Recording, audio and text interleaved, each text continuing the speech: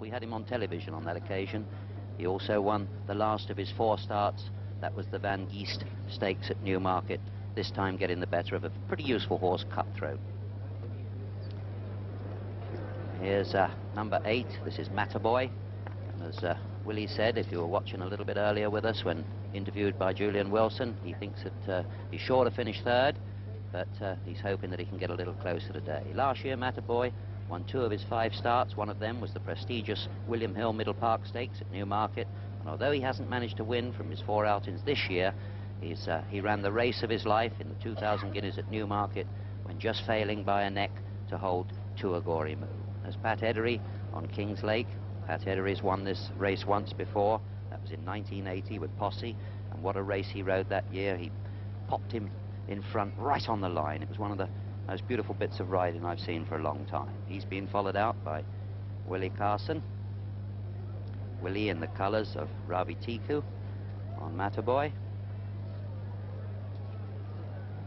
And number 4, Last Fandango.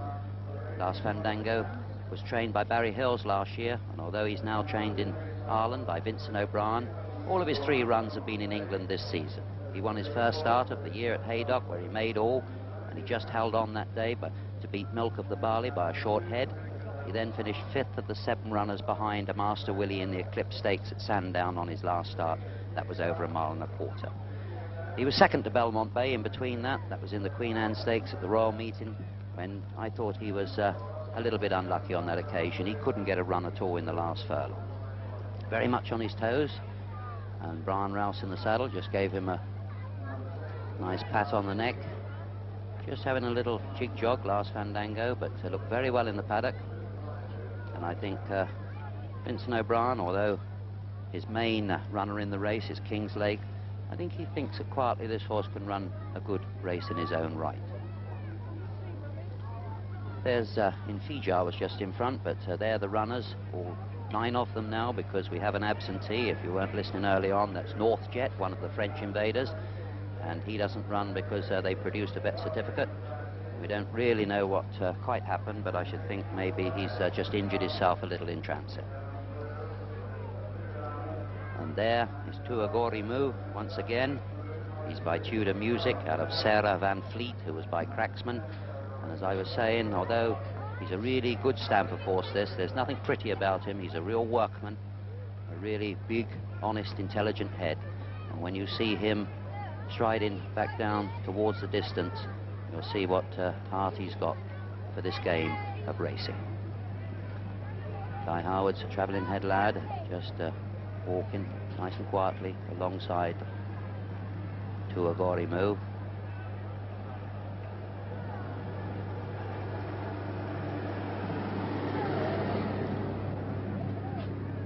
There, what a lovely racehorse he is too. And there is Lester Piggott leading the parade on Belmont Bay. TO-AGORI-MOU 5-4 favourite, Kings Lake at 5-2, from 9-4 and 11-2 bar. And there, Lester, Walter Swinburne. Infijar we haven't seen yet, that's the 3rd one in the parade. This is a French invader. Infijar is one of the best middle distance 4-year-olds in France, in fact. He ran once in England last year, that was in the autumn at Newmarket, when he finished a good 5th behind Cairn Rouge. That was in the Champion Stakes. Belmont Bay is 11-2 from 5-1. Just getting a little bit edgy there. They turn, walk back up towards the winning post, and then when they reach the winning post, canter back down to the old mile. Just being a little bit awkward, Belmont Bay, getting a lead off Walter Swinburne on Delsan. Well, just while Lester's making his mind up, let's have another show betting. TO-AGORI-MOU 5-4, Kings Lake 5-2 now, Belmont Bay 11-2, Mataboy 10s, Last Fandango 20-1, Dalsan and Infijar 25-1, NOALTO still 50-1, and I'll See You 100-1.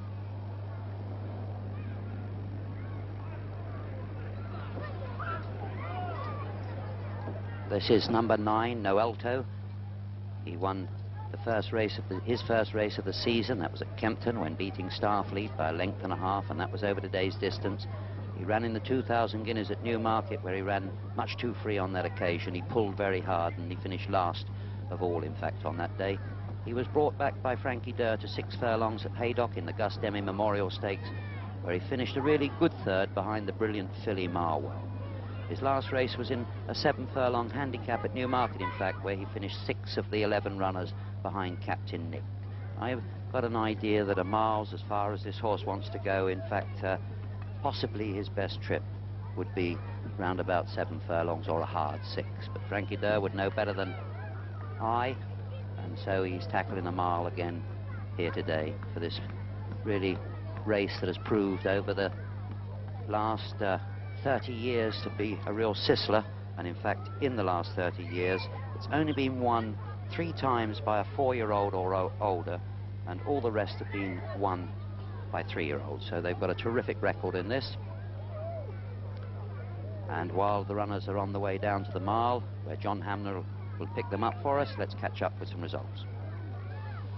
First group is the favourite, TO-AGORI-MOU, on the extreme right of the picture now.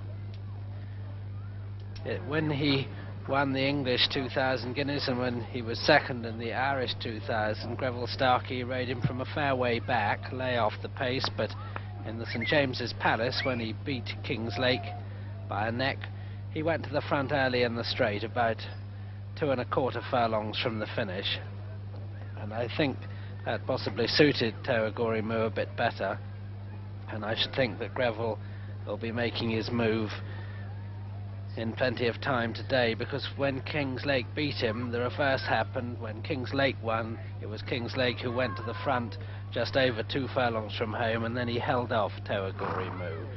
So a fascinating battle of tactics here between Greville Starkey and Pat Edery, and it'll be most interesting to see who goes first, though there is a front runner in the race, one in particular anyway, Belmont Bay and Lester Piggott, and there he is on the left of the picture, at least in the centre of those 3 now, Lester Piggott with those light blue epaulets on Belmont Bay, and he's drawn next to the rails, and it'll be a big surprise to most people if he doesn't adopt his usual front-running tactics. Next to him, I'll See You with the light hoop.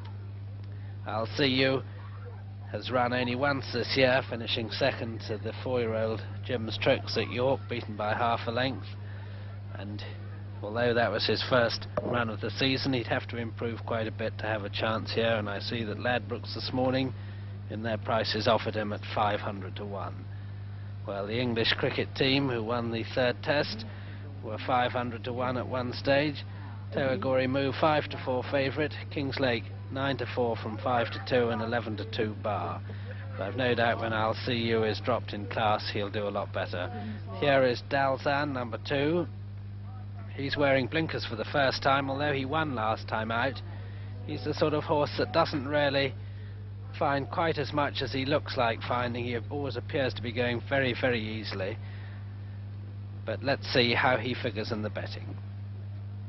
25 to 1 at the moment, Dalsan. It opened at 20, so it's going out. TO-AGORI-MOU 5 to 4. Kings Lake 9 to 4. Belmont Bay 11 to 2. Matterboy has gone to 8 to 1. Last Fandango 20s. Dalsan 25 to 1. Infija 33 to 1. NOALTO 50s. And I'll See You 100 to 1. 3 of the runners in, Last Fandango, Dalzan and Matterboy. 6 more to go, and here's I'll See You, the rank outsider, going into stall number 4, the mount of George Duffield. Kings Lake, a lovely bay horse. He's just starting to get warm as he left the paddock. He was quite cool when he first came in, but the parade and the canter down to the start has certainly warmed him up. But he's gone in quite all right, Jimmy. Yes, he must be feeling those races he's had with TO-AGORI-MOU, though I would say he's really been put through the mince grinder on both occasions. TO-AGORI-MOU 6 to 5 favourite from 5 to 4. Kings Lake 9 to 4. Belmont Bay 11 to 2. 7 to 1 bar those 3. There's Infijar, trained in France. He's run in England before, though. He came over for the Champion Stakes last year and finished 5th to Cairn Rouge. That was at Newmarket. Matterboy 7-1 from 8-1. Here's Leicester Piggott and Belmont Bay going in to stall 10. Number 10 is TO-AGORI-MOU, and now it's time to join Peter O'Sullivan. Yes, that's it. All in for the Sussex Stakes, understarters orders, and they're away. And Last Fandango is the first to show from Belmont Bay, but Belmont going on now. Belmont Bay and Leicester Piggott going on from Last Fandango and NOALTO.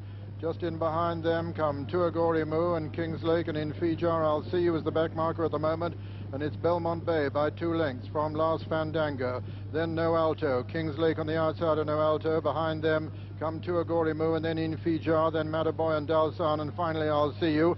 Racing towards the turn already, Belmont Bay in the lead from Last Fandango, NOALTO. Then in 4th, close to them, is Kings Lake. Behind Kings Lake on the inside is TO-AGORI-MOU, Infijar, I'll See You, Matterboy and Dalsan.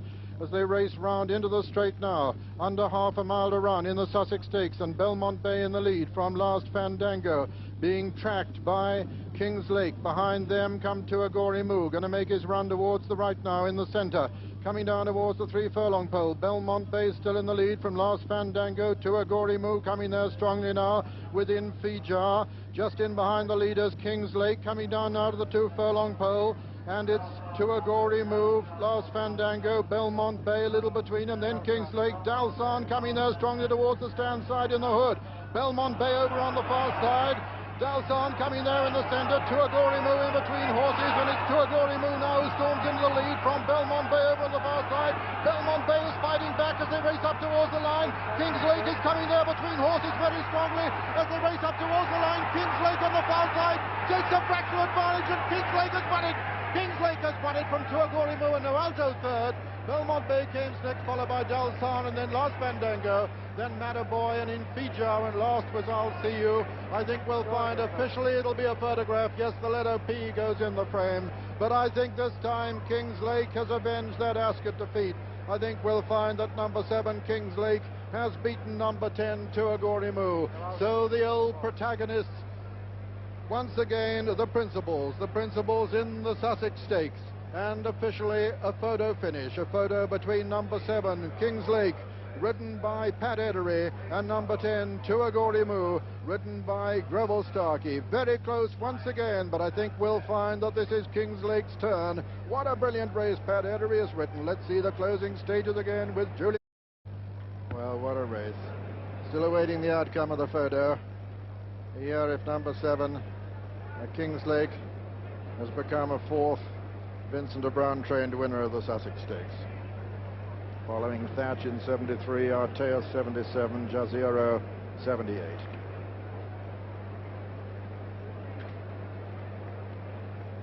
Pat Edery waiting to hear whether he has won his 2nd successive Sussex. Won it in most dramatic style on Posse last year, that great miler. Now, stud, Derrisley Wood.